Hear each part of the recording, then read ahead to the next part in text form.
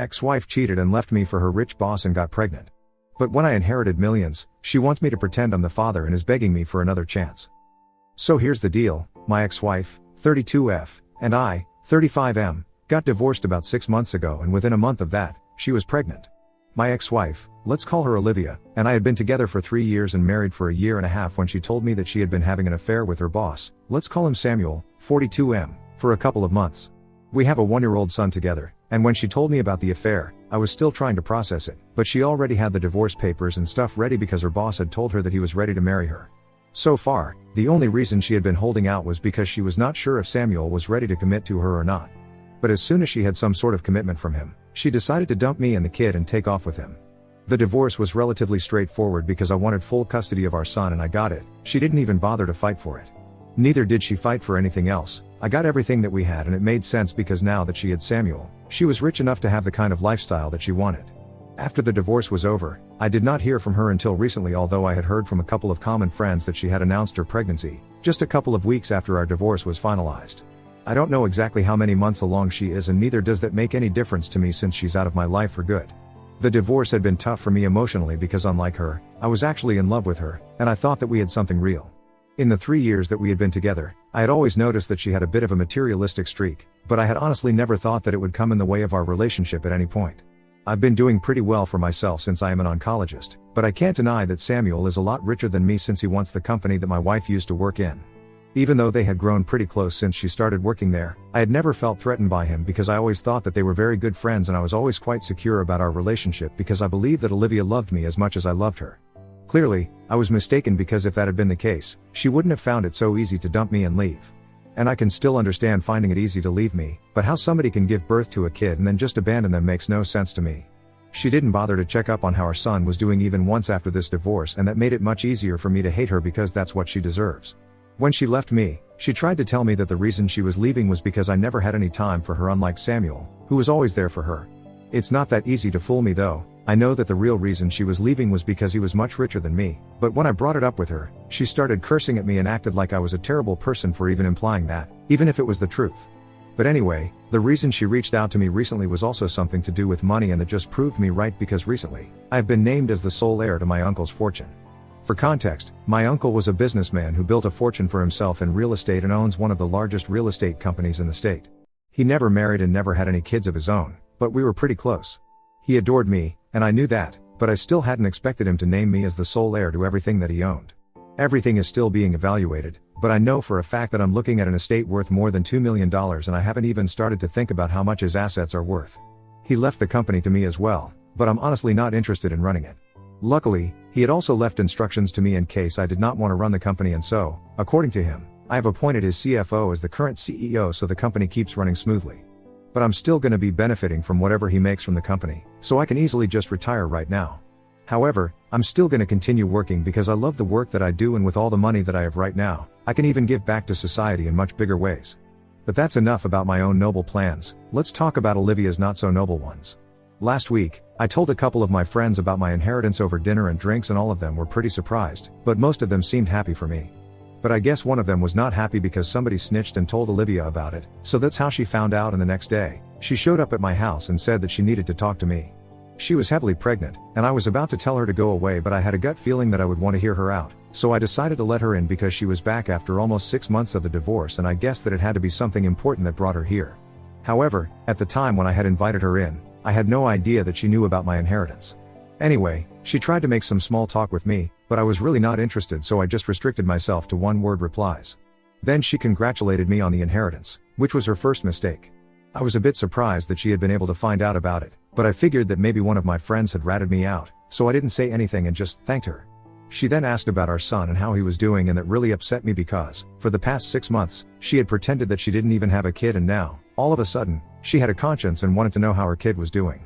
I ended up snapping, and I'm pretty thankful that my son was not at home at the time. He was with my parents because otherwise, he would have heard the way that I spoke to his mother. I don't regret it, though, since she totally deserves it. Anyway, when she asked about our son, I just told her to get to the point and stop beating around the bush because I knew that she was here with some purpose and not just to make small talk and ask about things that she didn't even care about. I was getting really impatient and she could see that, so she decided to get to the point and told me that she was here to discuss the new addition to our family. Obviously, I was very confused because I had assumed that she was pregnant with her boss's baby and not mine. She had been pretty sure about it back when we were separating, and I was so emotionally distraught about so many things that I didn't even question it. In any case, even if the baby was mine, I knew that one paternity test after the baby was born would let me know, and I would deal with that when it happened. But for as long as she was pregnant, it was better that Samuel dealt with her because I didn't want anything to do with her unless the baby was mine. It sounds mean, but that's how it was, and I didn't think she would care about it either because she was pretty confident that the baby was Samuel's. Anyway, I was quite shocked when she referred to the baby as the new addition to our family because I didn't know if that was a fact or not. So I first decided to ask her if she was sure about the paternity, and if the baby was not mine, I had no interest in speaking to her anymore. But instead of taking the hint, she told me that she hadn't conducted a paternity test yet, but would do so if that's what I wanted. However, regardless of who the biological father of the baby was, she believed that since she was still married to me when the baby was conceived, I had an equal right to the child as well, and we hadn't discussed this earlier, but it was about time that we did since she was just a couple of weeks away from giving birth.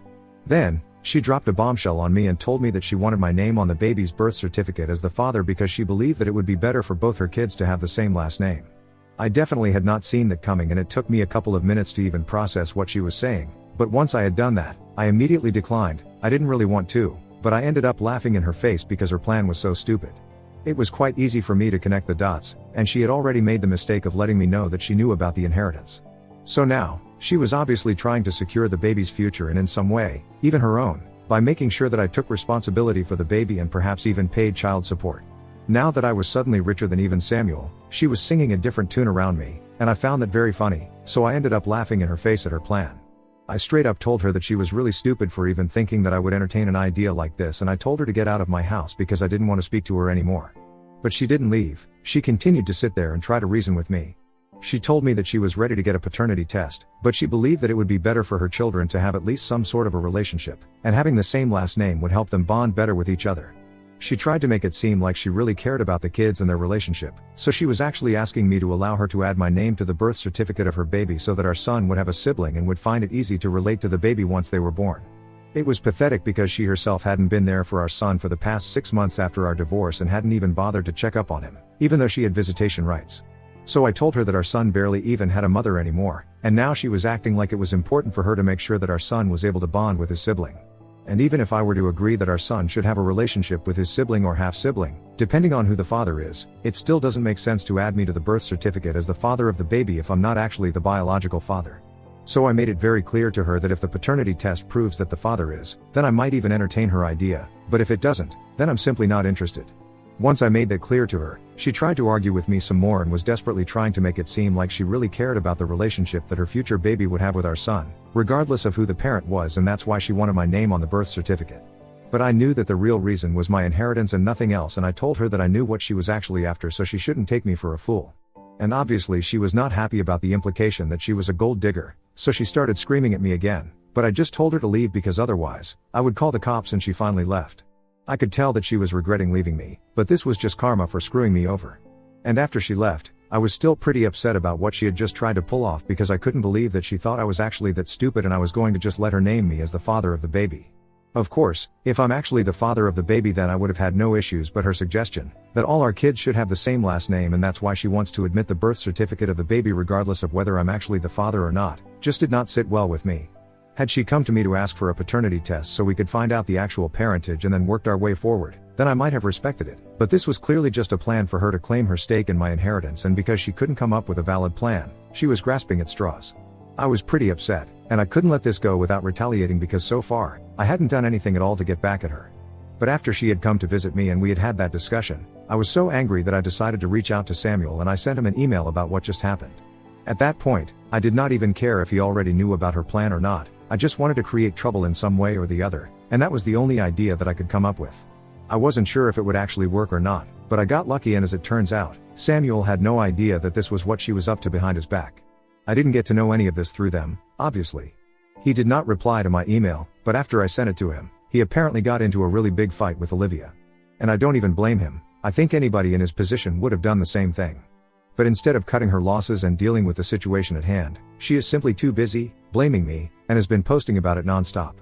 Not just posted, but she has also been speaking to all of our common friends and trying to get them to talk to me and set the record straight with Samuel. I don't even know what that means because as far as I'm concerned, I already set the record straight with him by telling him the truth. Obviously, none of our friends are on her side. They think that what I did was perfectly justified. This is strange because I'm pretty sure that one of them had to be the person who ratted me out and told her about the inheritance. I just didn't find out who it was so I could cut ties with them. Anyway, until then, I have Olivia to deal with because she's really getting on my last nerve. She has been posting relentlessly about how I'm jealous of her lifestyle and I'm upset about the fact that she left me, which is why I've been actively trying to ruin her relationship with Samuel and feeding him a bunch of lies about why she visited me last week.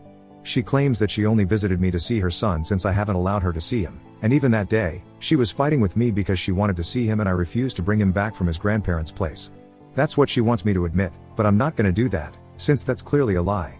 I have done everything in my power to avoid speaking to her or interacting with her, but she just won't stop talking about me. And it's getting a bit too much because for the past week, she has posted about me every single day and it's just annoying that she thinks that she can get away with lying about what really happened. Most of our friends know the truth, but a lot of people are even supporting her in the comment section, mostly people who don't know me. And I know that she's doing all of this for sympathy so that Samuel can fix things with her and buy a bunch of lies that she has been spewing. However, if it's coming at the cost of my reputation, even if it's among people who don't even know me, I don't think that it's fair.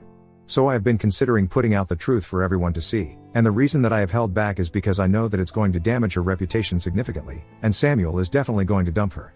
They're not even married yet, so it's going to be very easy for him to just leave since they're only engaged. But before I do that, I want to make sure that I'm doing the right thing. So Wibta, if I posted about how my ex-wife wanted to name me as the father of her baby in the birth certificate?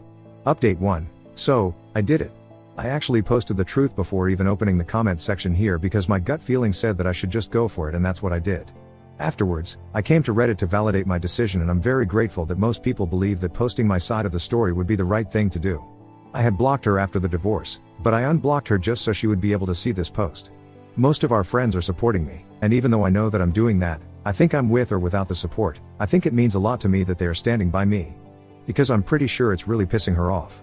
She hasn't been able to get the kind of sympathy that she wanted. And from what I know, she hasn't had to move back in with her parents because Samuel doesn't want her living with him anymore. It has been a week and 4 days since I sent Samuel that email, and even though he hasn't replied to me, a lot of things have happened since then, and I know that there is trouble in paradise. I'm pretty glad that this is happening to them because she left me and our son for someone else, just because he was richer than me and Samuel, well he was just a homewrecker. I'm glad that karma is finally catching up to them and I really hope that this teaches them a lesson of a lifetime. Even if it doesn't really matter because I'm still going to be rich and I'll be happy with or without them.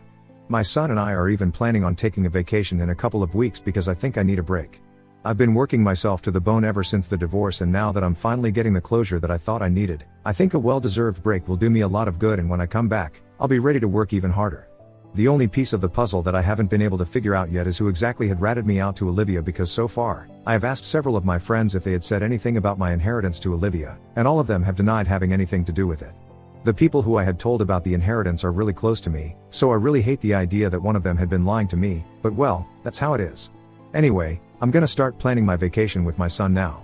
Update 2. Olivia showed up at my door again today and this time, my son was at home as well, so I told her to go away instantly. Because I was pretty sure that he was not here to see him and she was here to probably pick a fight with me and I didn't want my son to see me acting like that since Olivia just brings out the worst in me. But she refused to leave and she told me that she was here to see her son, and since she had visitation rights, I couldn't exactly stop her. And that was true, so I had to let her in and allow her to see our son.